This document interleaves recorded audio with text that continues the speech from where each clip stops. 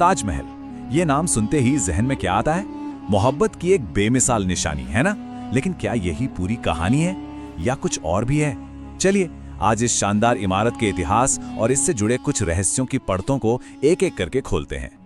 ज्यादातर लोग इसे प्यार की एक अमर कहानी के तौर पर ही जानते हैं, लेकिन क्या हो अगर मैं कहूं कि इसके सफेद संगमरमर की चमक के पीछे कुछ ऐसी कहानियां और विवाद भी दबे हैं जो शायद ज्यादा दिलचस्प हैं। ये सवाल ही हमें आज की पड़ताल की ओर ले जाता है। तो हम बात करेंगे कुछ ऐसे रहस्यों की जो सालों से ताजमहल से जुड़े हुए हैं, जैसे कि वो 22 बंद कमरे जिनके पीछे क्या है कोई नहीं जानता, या फिर काले ताजमहल का वो मशहूर मिथक और वो कहानी कि कारीगरों के हाथ काट दिए गए थे। और हाँ, एक दावा ये भी है कि ये पहले एक हिंदू मंदिर था। ये सब वो सवाल हैं जो ताजमहल की जानी पहचानी कहानी पर एक प्रश्न चिन्ह लगा देते हैं।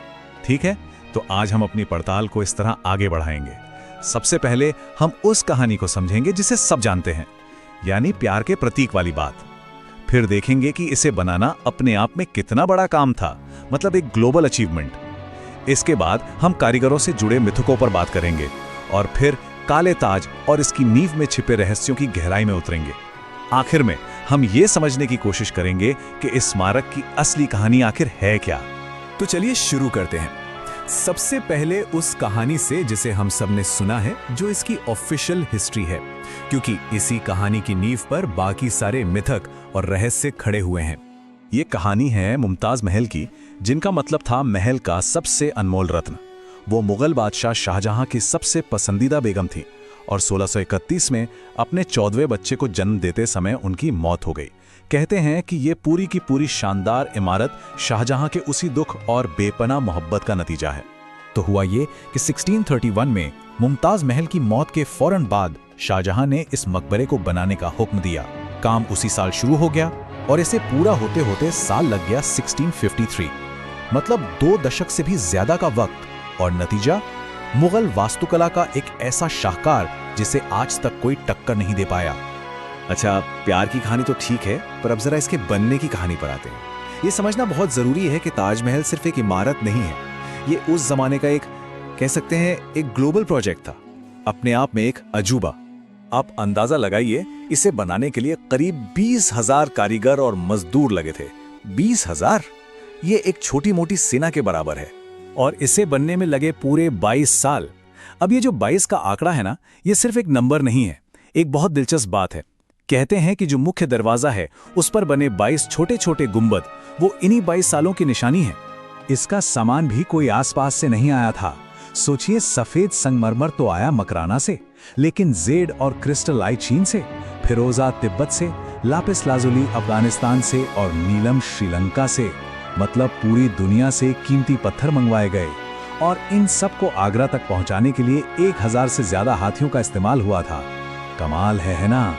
अब यहां से कहानी थोड़ा अंधेरा और पेचीदा मोड़ लेती है। हम बात करेंगे उन कारीगरों से जुड़े एक ऐसे मिथक की, एक ऐसी भयानक कहानी की जो सदियों से सुनाई जा रही है। कहानी ये है कि शाहजहां ने उन सभी 20,000 कारीगरों के हाथ कटवा दिए थे। क्यों? ताकि वो दोबारा ऐसी कोई खूबसूरत इमारत कभी न बना सकें। ये एक बहुत ही मशहूर कहानी है और ये शाहजहां की एक बहुत ही क्रूर छवि पेश करती है। एक ऐसा बादशाह जो चाहता था कि ताजमहल दुनिया में अकेला रहे, हमेशा के लिए। लेकिन ये कहानी जितनी सुनने में भयानक है, उतनी ही शायद अविश्वसनीय भी। सच तो यह है कि इतिहासकारों को आज तक हाथ काटने वाली बात का कोई पुख्ता सबूत नहीं मिला है। हाँ, एक दूसरा सिद्धांत है जो ज्यादा तार्किक लगता है। वो ये कि शाहजहां ने शायद कारीगरों को जिंदगी भर की पगार दी हो और उनसे कॉन्ट्रैक्ट साइन करवाया हो कि वो ऐसी कोई दूसरी इमारत कभी नहीं बनाएंगे। ये ज्यादा प्रैक्टिकल लगता है, नहीं? अच्छा, कारीगरों के मिथक से आगे बढ़ते हैं और एक और बहुत ही दिलचस्प कहानी पर आते हैं। काले ताजमहल का रहस्य, एक ऐसा सपना जो शायद कभी पूरा ही नहीं हो पाया। कहानी कुछ यूं है कि शाहजहां यमुना नदी के दूसरी तरफ, ठीक इस सफेद ताज के सामने, अपने लिए हूबहू वैसा ही एक मकबरा बनाना चाहता था, लेकिन काले संगमरमर का। और फिर दोनों मकबरों को एक पुल से जोड़ दिया जाता, एक तरफ मुमताज, दूसरी तरफ शाहजहां। एक खूबसूरत ख्याल है ना? लेकिन असलियत यह है कि हम कभी पक्के तौर पर नहीं जान पाएंगे कि यह वाकई शाहजहां का प्लान था या सिर्फ एक मन घड़ंत कहानी। क्यों? क्योंकि इससे पहले कि ऐसा कोई भी काम शुरू हो पाता, उनके अपने ही बेटे औरंगजेब ने तख्ता पलट कर दिया और शाहजहां को आगरा के किले में कैद कर दिया। तो ये सपना सपना ही रह गया। चलिए अब हम इस पड़ताल के सबसे विवादित हिस्से पर आते हैं, वो दावे जो ताजमहल की बुनियाद पर ही सवाल खड़े कर देते हैं। हम बात करेंगे उन बंद कमरों की और मंदिर वाले सिद्धांत की। एक सवाल जो सालों से लोगों के मन में है कि ताजमहल के तहखाने में जो 22 कमरे हैं जिन पर हमेशा ताला लगा रहता है, आखिर उनके अंदर है क्या? इन बंद दरवाजों ने न जाने कितनी कहानियों और अटकलों को जन्म दिया है। और इन्हीं अटकलों से एक बड़ा दावा निकल कर आया, तेजो महालय का दावा। 1989 में पीएन ओक नाम के एक लेखक ने अपनी किताब में यह दावा किया कि ताजमहल असल में एक मकबरा है ही नहीं, बल्कि एक पुराना हिंदू मंदिर महल था जिसका नाम तेजो महालय था, और शाहजहां ने बस इस पर कब्जा करके इसे एक मकबरे में बदल दिया।